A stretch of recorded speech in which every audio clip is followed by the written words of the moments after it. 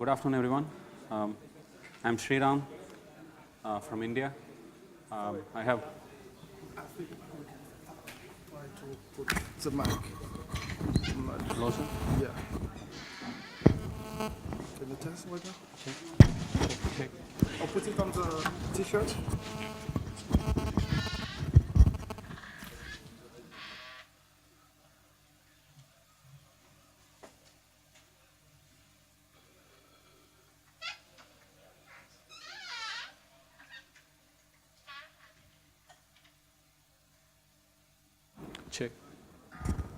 Check. Is it audible at the back? Is it audible? Okay. Or I could use the other mic. No, I could use the other mic. It's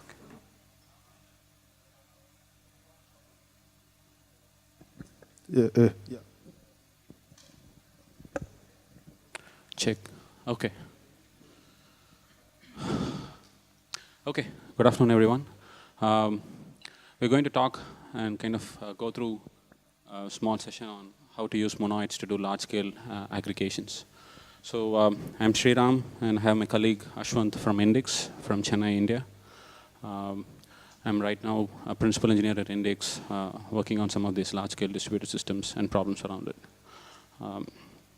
Okay, so let's just get started right away.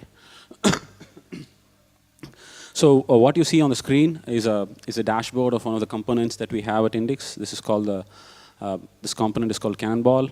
It's basically a crawling engine expected to kind of take in a list of URLs and then make requests to them, get the HTML page back, and then store it into the disk, right?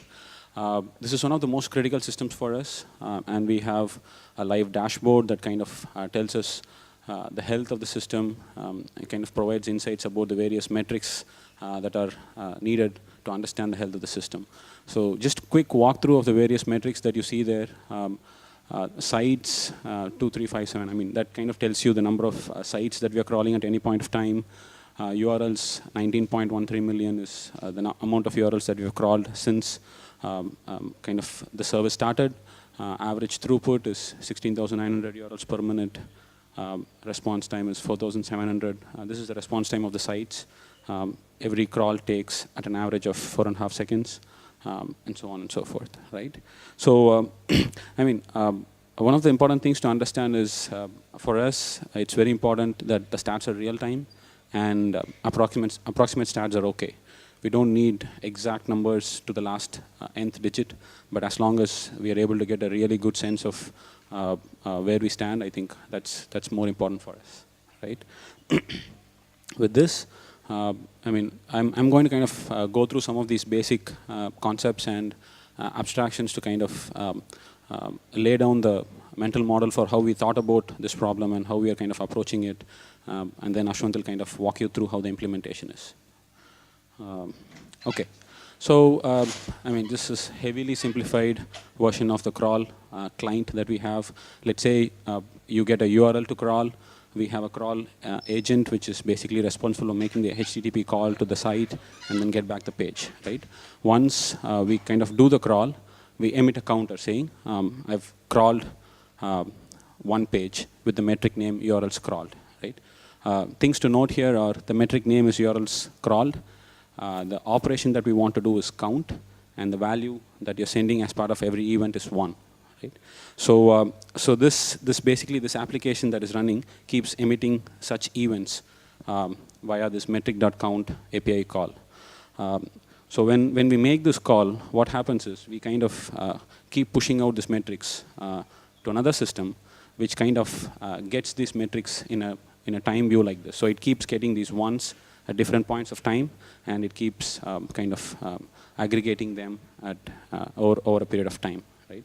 So, I mean, essentially over a period of time, you have the first 4 events kind of combined together, the next 4 events combined, and then the final event combined, and you get a total URL scroll is 8, 9, right? So, I mean, this is very simple. Why am I talking about it, right?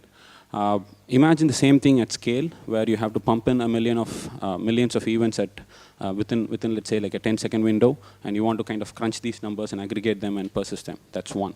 The other thing is, how do I do this in a way that's extremely simplified? I don't want to be kind of recomputing this stuff. I don't want to end up in a situation where I'm losing data. I don't want to end up in a situation where I report wrong numbers, right? So, so just I'm going to kind of break this operation down a little bit, and then see what is happening, right? So we combine the first ones and then kind of accumulated them into 4, and then the next 4 ones we kind of accumulated them and all that. And one interesting thing here is the grouping of operations doesn't really matter. I mean, it doesn't matter whether I group 1 plus 2 plus 3 or 4 plus 5 or 8 plus 1. It doesn't really matter, but at the end of the day, the final number or the final accumulated value remains the same, right? So this is a very important property that we are going to leverage. This is mathematically, this is called associativity. So it's an important property that we are going to leverage and see how we can reap benefits out of this, right? I'm going to kind of walk you through another example. It's a little bit more complicated, kind of like step 2 on how to compute averages, right? So for most of you who are kind of used to using streams and kind of working with streams, you know that average of average on a stream is not going to give you the right result, right? So how do you do average on a stream that's kind of constantly arriving with values, right? So let's say this is a response time of every page that is crawled. The first page takes 1,200 milliseconds, the second one 3.6 seconds, the next one is 4.8 seconds, right? So what we do internally is we kind of translate them into a tuple of a value and a count, and then we kind of do the same thing, right? So all operations that don't seem additive can actually be translated into an additive operation, and that's something that I want you to kind of understand here, because it didn't look like an additive operation upfront, but you can actually translate that into an additive operation, right? So these two properties, I mean, ensuring that you have an associative nature and your operations are actually closed under the set, is going to kind of translate into a lot of benefits when you want to build this and scale the system. So, I mean, I'm going to kind of take a step back and generalize the operations that we saw. Sum and averages, these are binary operations. They operate on 2 numbers at any point of time, and then it produces a new number, kind of very simple. Ordering of operations don't matter, so 2 plus 3 and 3 plus 5, I mean 2 plus 3 and 3 plus 2 is the same. Grouping doesn't matter, just we saw, that's associativity for you. And you have an identity in the form of 0 for additives, right? So when kind of abstracting those a little bit into the form of groups, right?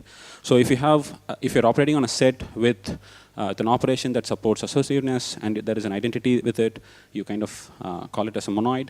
With just an associativeness, it's called a semigroup. And then if you add commutative to the mix, it's commutative monoids.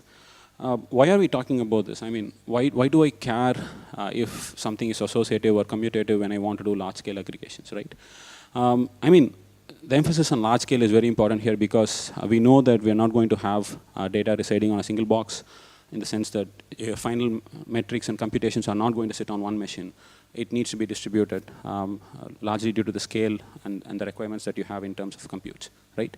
So, so you want to kind of ensure that your response time and user queries for these metrics or for these statistics are meaningful. Let's say in sub hundreds of milliseconds. So you want to ensure that most of these operations are optimized from a design thought process, right? So, sorry, this is too fast. Okay. So associativeness and commutativity actually gives you parallelism for free, because there is no ordering, there is no inherent ordering nature. I could actually combine results from different machines and then combine them at will. I don't have to wait for one and then the other to kind of compute the results. I can just take results from different machines at different points of them and keep combining them and sending them out as results. That's one. The other thing is the other abstraction that that's very important is individual nodes can operate and do aggregations within their own scope, and then the aggregated results can be streamed out, right? So I can basically farm out any high-level user request for stat. Let's say, for example, I want to compute average response time of a particular website from the start, from the time since I crawled, right? So these metrics are, in our case, these metrics actually lie on different systems. I mean, by that what I mean is different machines. And any request actually hits a bunch of machines. Individual machines do some work and then return back the computer results, and then it kind of comes out to the user, right? So we kind of do reduce on individual nodes, which is again the same plus operation, and then the re-reduce on the final guy, which is again the same plus operation, right? So so essentially this is what is the fundamental set of concepts and kind of primitives that we're using to kind of build a distributed stats aggregation system. So I'll kind of, at this point, I'll kind of pause it and then wait for questions. If there isn't one, I'll kind of hand over to Ashwin so that he can actually get into the details. Cool. Hello. So we talked a lot about monoids. We talked a lot about how do you sum things. You talked a lot about doing averages, which I mean, most of us have studied in our high schools and some in colleges. So let's get into how we can use these fundamental concepts and build an actual system that we use in our day-to-day lives. So we sort of built a system called Abel. It's named after the Norwegian mathematician who sort of also individually wrote the group theory to solve some of the problems in mathematics. A lot of this is inspired from his work. So what Abel does is basically, it's a distributed stats aggregation system. So it sort of uses monoids as an abstraction to do aggregations. We saw how monoids as an abstraction would help us do aggregations. And it uses Kafka as a way to deliver messages, I mean, basically collect metrics and aggregate them. And we store all the aggregated metrics locally on a RocksDB instance.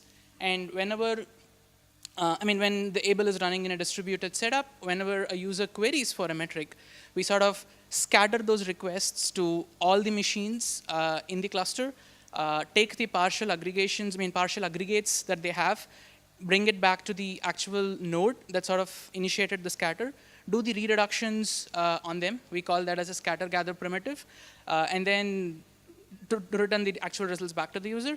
And yeah, this is a Scala conference, so all of this is built on Scala.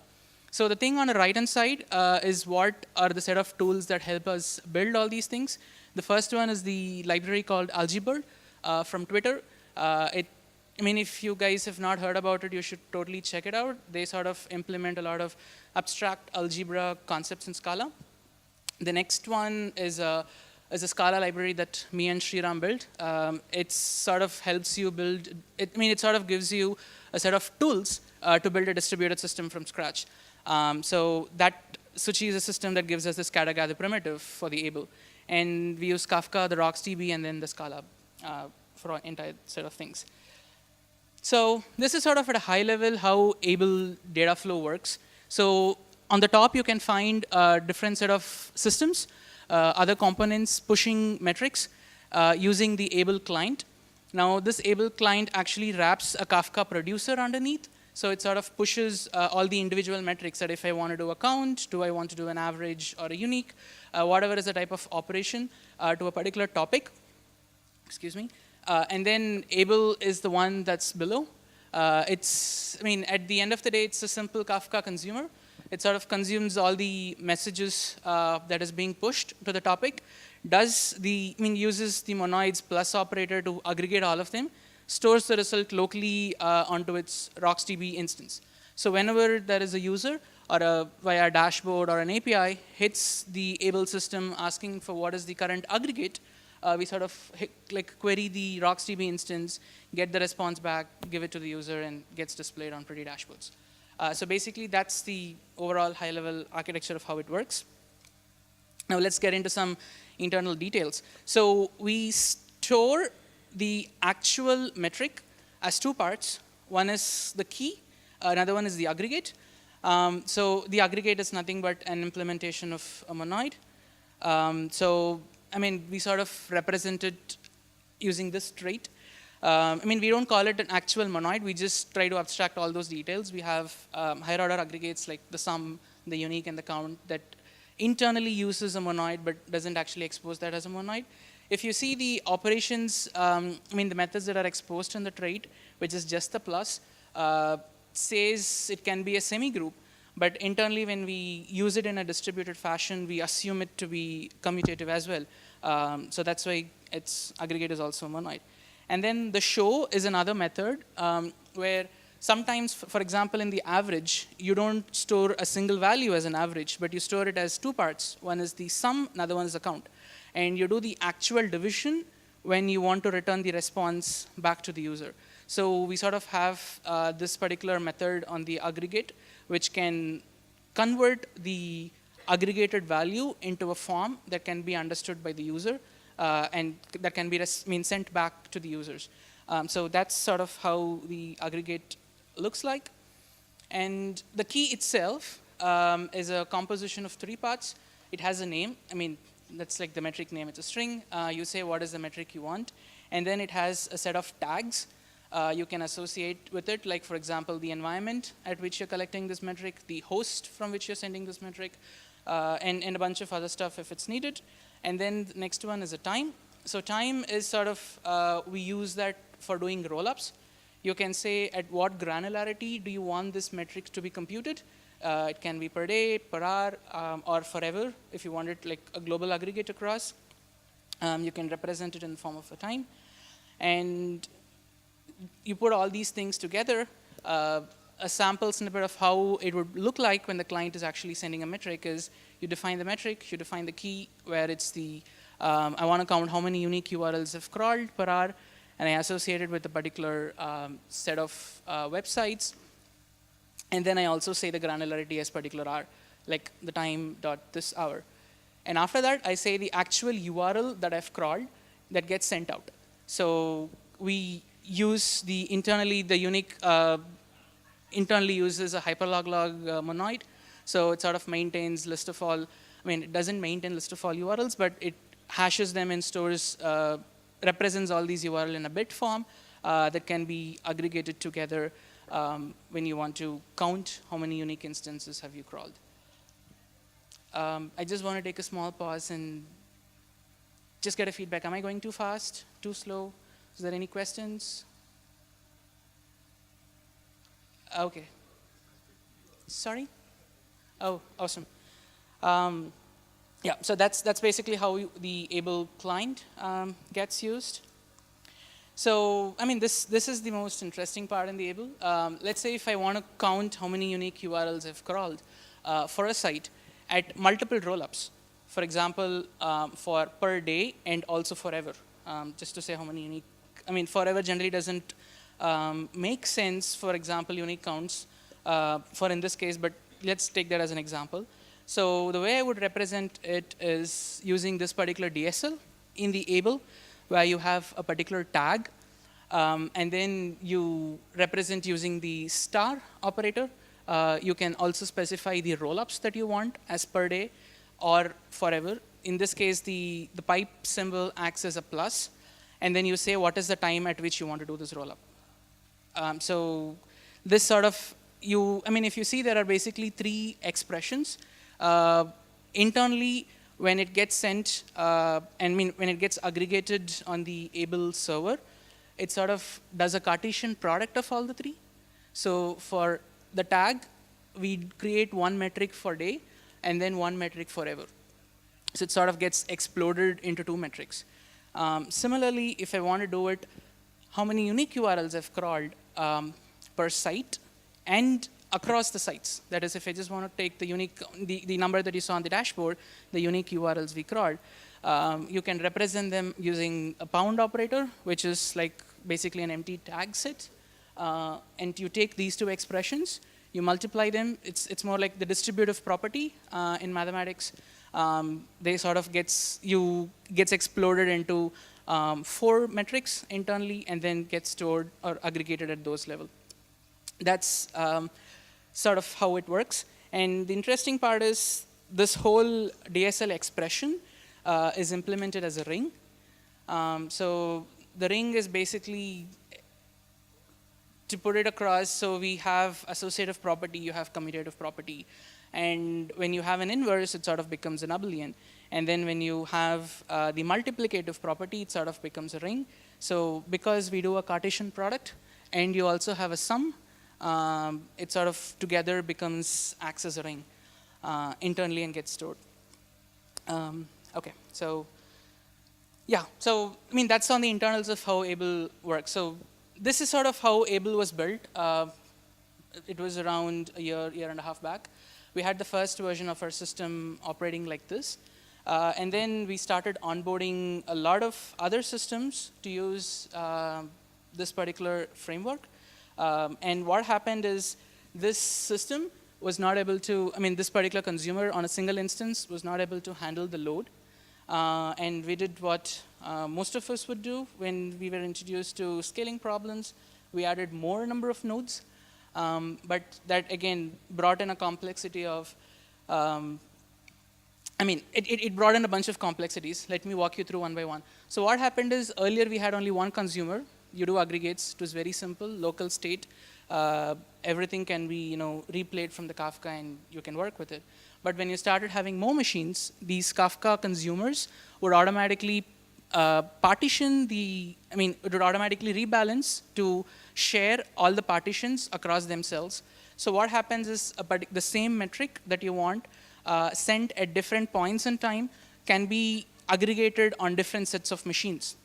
Now what happens because of that is each of the nodes might have partial aggregates for any kind of metric that you want. So this is where the scatter-gatherer primitive that I talked about initially helps. Whenever you have users requesting a particular metric, it can be sent to any of the node in the cluster. And that node would initiate a scatter request. It sort of looks like this. It can be sent to any, if the user sends a query to one of the nodes, it sort of sends a scatter request, collects the partial aggregates that is there in each of the nodes, gathers all of them, and does re-reduce on all of them after gathering all the responses. So you get the final average number that you want, and then you send it back to the client as a final response. So this is sort of how it works. So to summarize, I think we completed much sooner than we anticipated. So we had the Abel system using monoids. We were able to do distributed stats aggregations. And again, all the properties of using Kafka as a reliable medium to send metrics, consume metrics, process them really helps. And we use RocksDB for our local persistence. If you have not heard of it, it's an embedded key value store from Facebook. We store it for storing our internal states for most of our systems at Indix.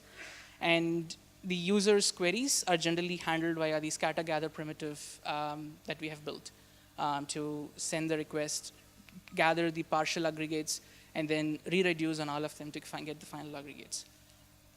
Okay, so we have prepared a small cheat sheet that can be used if you're trying to build, if you're trying to use some of these things or use these abstractions of monoids for doing any other kind of aggregates in your systems. So whenever you want to do a count of URLs, a simple count, you would use the sum abstraction. When you want to compute average, you would take the count and the total, and then do the actual division whenever you want to find the final value of the average. And when you want to find the unique count, you would take, that is a hyperlog log. It's sort of a data structure that internally stores how many unique elements you have. Because generally the way you would compute set of unique values is to store all the values you've seen in a set. But generally, as your cardinality of the values that you're trying to view grows in size, you're basically operating on unbounded size of a set. And it really doesn't help when your memory is going to keep growing over and over again throughout the lifetime of your system. So what these guys do is the hyperlog log is a system. It's a data structure that internally hashes all these values, stores them on a fixed or a finite amount of memory with a known error bound. So that for any count that you get, you can say that for this much size of bits, I can use that to I mean, it possibly has this much percentage of error in its value. It's very similar to Bloom filters, where you use that for finding set contains, or like if it's part of a set or not. Hyperlog gets you the count of all the values, unique values it is there. And if you want the distribution, it's more like a frequency table. There is another data structure called count min sketch that helps you get that. And when you want to have, say, top k values, you basically have a sorted map for, a sorted set of values based on the k. How do you want to have a compare the value of k? And then you just keep the n values in memory. Using that. For those, you would basically end up using, the more efficient way is to use a heap, so that you either have a min heap or a max heap, depending on what k you want. And when you want percentiles, in Algebird, there is an implementation called QTree, which is loosely based on a paper on QDigest that helps you calculate percentiles and express them as monoids, so that you can aggregate them and distribute them, all of that. And similarly, when you want to find histograms, you have a set of bins, like a map, and then you count, you store the counts against each of those bins to store the actual value, and then do basically a slot-wise sum of how, what is the distribution of the set of values you want in a particular histogram. So, yeah, we wish that we had something like this when we started working on this, so we just thought we'll summarize this whole thing. If there is something that you want to take away, you might probably want to take away this slide. Pretty useful if you're using or building any kind of analytic system or aggregation systems at your place. So yes, that's the end of the talk. Thank you.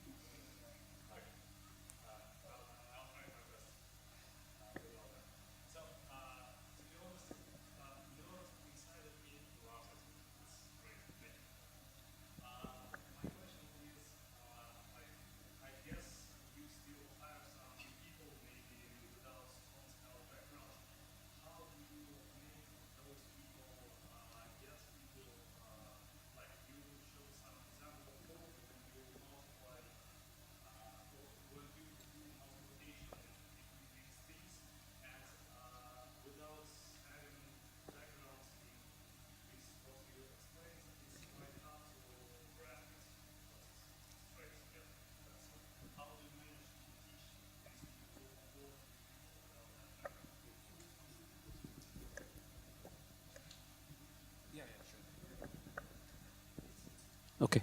So the question is, there are some abstract stuff that we spoke about, like the ring, where you take a product and a sum operator, and then you kind of talk about the distributive nature of that and all that, and translating that into Scala thought process, and then how do you kind of make people in the team on board with it, right? I think the way, even with this project, the way we did is, if you go to the credits, there's a name called Kumar. So he kind of thought through this. He was actually reading about a couple of stuff, and then he said we could kind of model this as something like this, and we had a discussion. We did a couple of whiteboarding sessions. There are people who would not formally understand commutativeness and associativeness, but wouldn't really appreciate the benefits of it. So we kind of bring people together and then have discussions on this, bring them on board to the idea that if you kind of formalize this into this, let's say you have ordering of operations doesn't matter. Let's say that's something that you want to understand and make people understand. We kind of did 2-3 whiteboarding sessions on this, made people understand that if you formalize your thought process into something like this, then you could you could actually build stuff in a lot more simpler way. So just getting people together and having discussions on it and doing sessions, right? That's probably the only way that we could do it. And actually, the implementation for this, some of it actually came out, or the realization for some of this came out when we actually had a couple of hurdles, and when someone actually comes up with this thing saying that I want to do this explosions, but I don't want the client to send it multiple times. For example, this part, right, where I want to send a particular metric for a particular site as well as for the entire data set, for today, for the last week, as well as for the entire history. I mean, if you didn't implement it like this, you would actually be sending 6 metrics, one for every combination, right? So we kind of thought through this, and then we said that we could actually compose this stuff into an abstract thing, and the server can understand it and translate that into like an explosion, right? So so this is purely based on discussion and kind of whiteboarding. That's about it. But there's always 1 or 2 guys who kind of come up with these things. So it's really hard to like formalize or like call how we did it. It's just purely discussion. That's the way I would put it.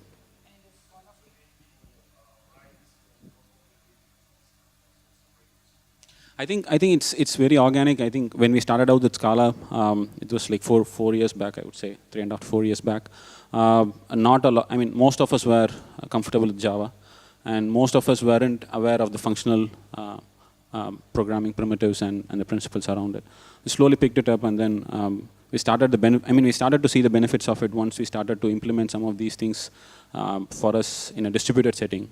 Mostly Akka framework actually kind of exposed us to a lot of these things, and then made us kind of kind of opened the doors for understanding most of the stuff. So that's one way. And most of the problems that we solve at Indix are distributed in nature. MapReduce is kind of bread and butter. So we kind of picked up scalding, and we had a lot of aggregations and analytics to do on top of it. That again exposed us back to the same set of problems, right? So the combiner approach that is there in the vanilla MapReduce is essentially your reduce on a particular node, right? So I mean, the way I have understood it is these concepts are kind of there, but it's kind of not represented in a more rigorous fashion with other frameworks or other systems. With Scala, it's a little bit more accessible and approachable. That's the. Did that help? Okay. Yeah. There's another question here.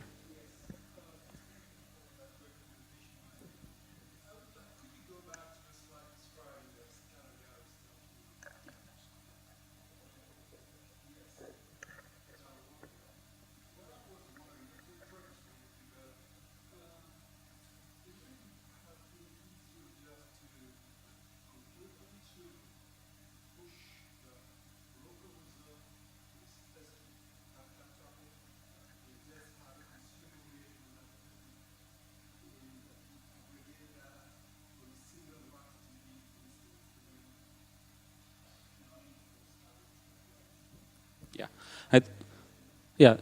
I kind of understand. So just to repeat the question, so what was asked is, instead of building like a scatter gather, distributed system that supports this scatter gather primitive, why can't these individual instances compute their local aggregations, put them into a same Kafka topic, and then have one consumer on the other end of this computer aggregates, and then kind of have that guy provide the results out for the final user queries? I think that's a very valid alternative. The reason why we did this is because me and Ashwant were kind of building a different system, kind of a project called Switchy, which kind of was providing distributed toolkits. Toolkits to build distributed systems, which was internally used at Indix, and we wanted to kind of standardize some of the stuff that we are doing internally. The only thing that was left out was the scatter gather, so we kind of implemented that and then used it. So. Right. But that's generally fine because the cost, if you see, right, generally the rate at which you write and consume messages are far more compared to the reads. The reads and the writes generally don't have the same level of the counts because you do the scatter gather only upon somebody is requesting the data, which is basically when the dashboard is populated.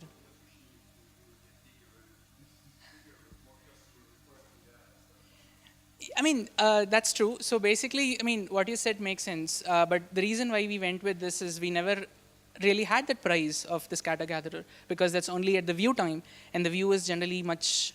It's okay, or the actual layer can also cache these results in the browser if you want. So that's the reason we sort of went with that. Maybe what you said makes sense, but at Indix generally we are one of the things that we look at systems when we build them is the operability. The fact that I'm adding another layer another hop, makes a extra set of boxes that I have to draw on the screen if I have to represent the same thing. And it makes the system complicated and has another point where it can fail, which is also something we didn't want. So that's also another reason, apart from, yeah, building it. Yes?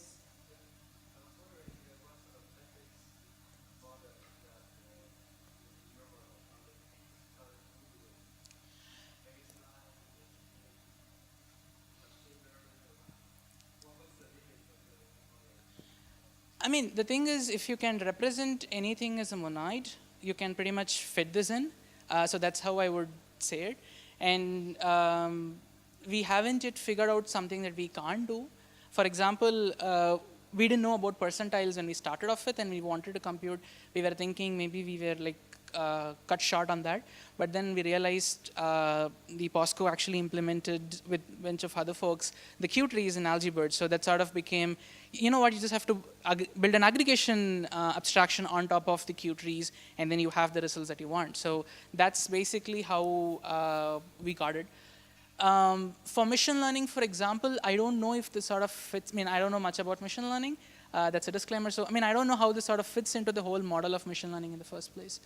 I don't know, like, can you take two models, combine, and make a new model? I don't know if it works in that case like that. So maybe it's not meant for those kind of use cases. But anything that you can add should basically be able to use the system to do it. And what we realized in our process is all the numbers that we were ever monitoring, our CEOs, our product managers, our customer success team, and developers, all of the things that we were monitoring, all the numbers, were all just aggregates. And aggregates of either averages or unique counts or the total counts. And sometimes the percentiles and histograms. And most of them fit in, and you had ready implementations of monoid that you can just use off the shelf, just write an abstraction on top, and you have the numbers that you want. Yes, sir.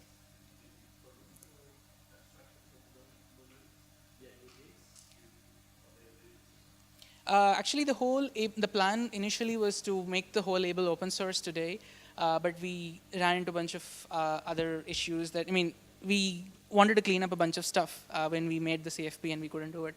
But plan is to make it available, publish it. Hopefully, we'll be able to do it sometime in a couple of weeks' time.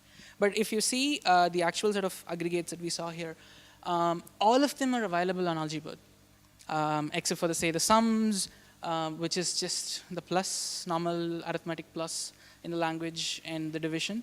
Everything else is available in Algebird as a system, I mean, a library. So what we ended up doing is just to build the coordination system, and the actual persistence, the distribution is what we need to build.